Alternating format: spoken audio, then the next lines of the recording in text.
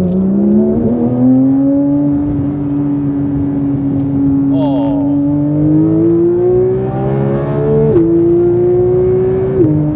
my god.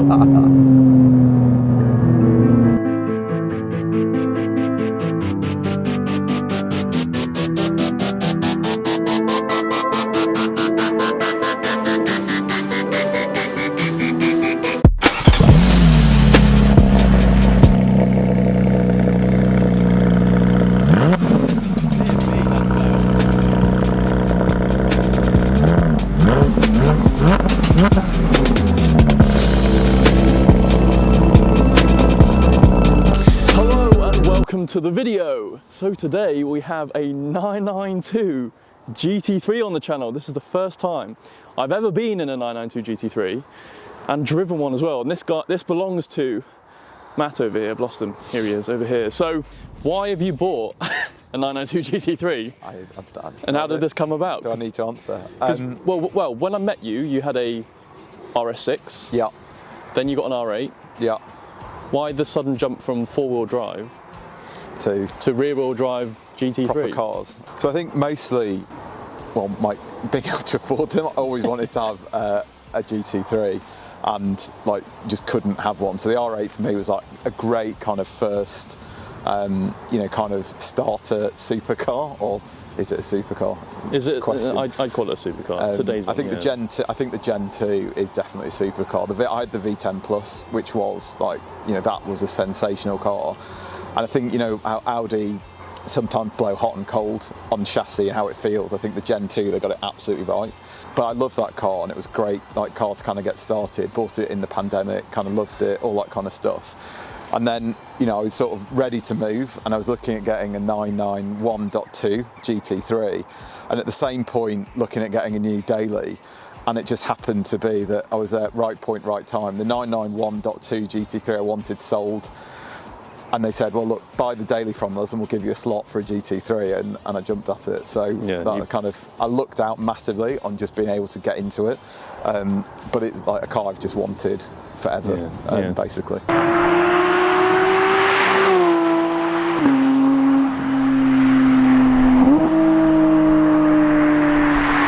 Spec. So, Gentium Blue? Gentium Blue. Why Gentium Blue? Did you have any other colour preferences? Because I couldn't get PTS. So I remember when you were speccing this, you were going for a green. Purple? Or was it was green. So I looked at purple and I decided on green. So I was going to go for jet green metallic, which, like, for you Porsche files will know, really nice metallic-y kind of dark green. It's like debating Brewster or Porsche Racing Green, but ended up on jet green metallic. Unfortunately, because of the sort of supply issues, they stopped doing the PTS slot. So I just really like the Gentium. I think it's a beautiful colour. It really suits the car well. I think these cars do well with the darker colours. Yeah. I think they bring out the kind of the shape of them. So people don't know this on the channel. I actually got a 718 GT4 build slot a couple of weeks ago, and I had to decide between Gentium Blue and Shark Blue. Now I actually passed up on that build slot because just the maths didn't make sense, because I haven't owned my car for a year yet. So I was a negative equity, etc. But yeah, Gentium was on my list because it's just got so many different colours, and sometimes it looks a bit purple. Yeah.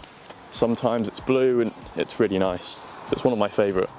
I've just said a load of stuff about why I justified Gentium, but the real reason is that I just wanted gold wheels, and it worked really well. So it was mostly the gold wheels thing. These are the Neodyne wheels as well, aren't they?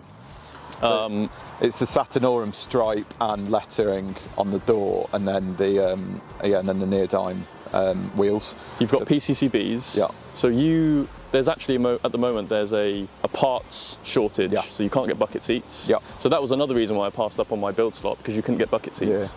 Yeah. You can't get PCCBs. PDLS Plus on the lights is a shortage as well. So you're actually quite lucky because you managed to get the perfect I looked out, like you're saying at the moment, if you go in and order GT3, GT4, there's so many of the options that you probably do want that you can't get hold of. So I think at the moment, like you're saying, can't get ceramics. Lights are a problem, carbon roof you can't get at the moment, the buckets you can't get, which, I think are really, like for me, owning a GT car, the whole point of it, the car you're going to drive fast and probably take to the track. which I'm going to be doing, like I'm not really sure those comfort seats are like the right seat to have in this car, and they're so expensive to kind of retrofit. So yeah, there's a lot of options at the moment missing. It's a perfect spec, and I was saying to this you off camera, the PDK is probably what I would go for, because these cars are just too fast to go manual. And I've obviously got a manual car, so I've lived. They are the best manuals on the market as well. Definitely. But PDK is also fantastic. So yeah. Right, I also forgot to mention that this has a JCR back box. Put your headphones on, listen to this thing.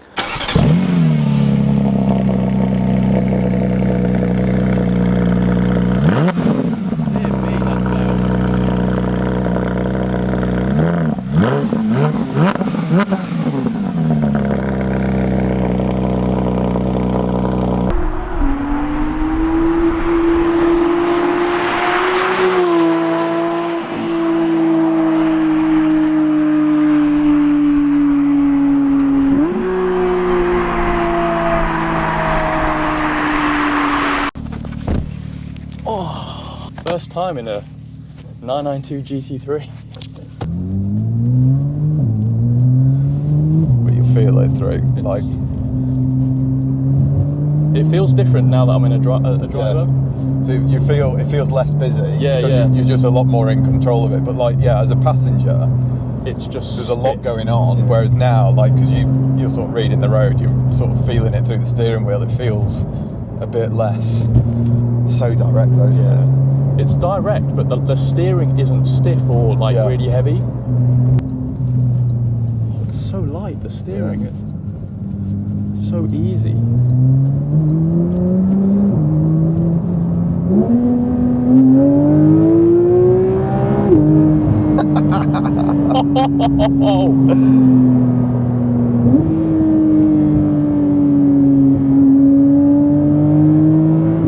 You don't even have to be going fast. Just listening to it.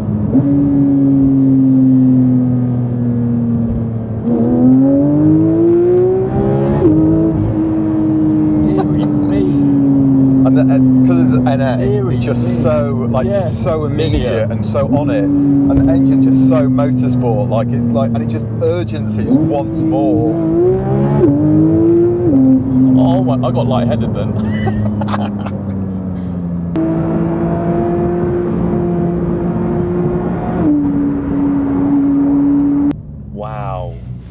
What is this? What the GT4 used market was like 100 grand about a year ago. It's come down a lot now. These are what, like 60 grand more. Is it 60 grand difference? Yeah, it is. It's just like I didn't think it could be that much more again. Yeah, I think for me, so having driven a couple of GT4s,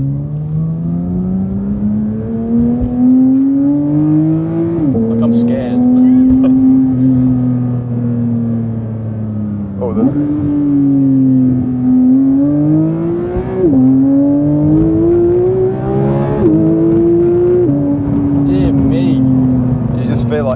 kicks to like a different, over about 4,500 different league.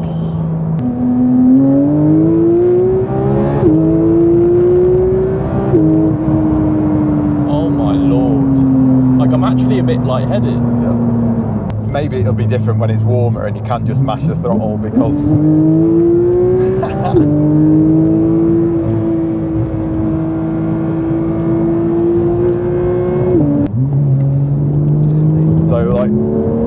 The camber, for whatever reason, I don't know what it is about the setup, but yeah, changes in road kind of lattice, like kind of shape there, just really seem to mess with how it sort of drives.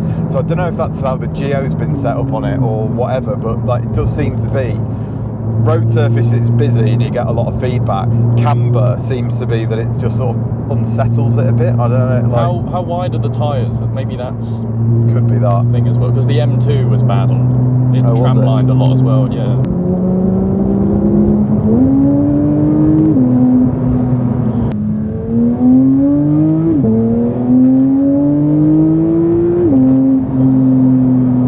It's a joke.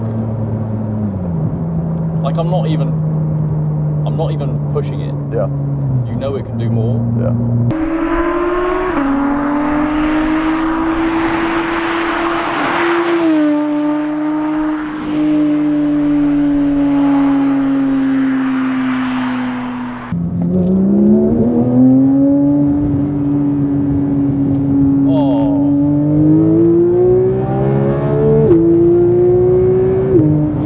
my God.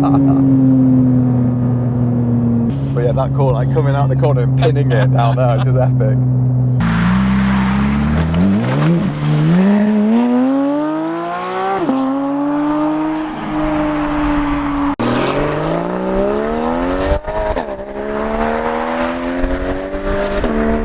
That thing is stock. But Matt's car just sounds nuts. Unbelievable. It's mad how I just couldn't imagine it being 50, 60 grand more of a better car, better being subjective, than a GT4. But the occasion of driving that car and the sound of it is unbelievable. It's amazing. I completely forgot to close off the video, so I've just pulled over quickly to film this outro. I want to say a big shout out and thank you to Matt for letting me drive his Pride and Joy and letting me experience it and film it. Also, if you didn't know already, I've actually started a podcast. So link is in the description below. If you want to listen to me talk about topics in the car industry, you know, longer videos, my opinions, etc., please hit the subscribe button down below. Guys, thank you very much for watching. I'll see you later in the next video, whatever that may be.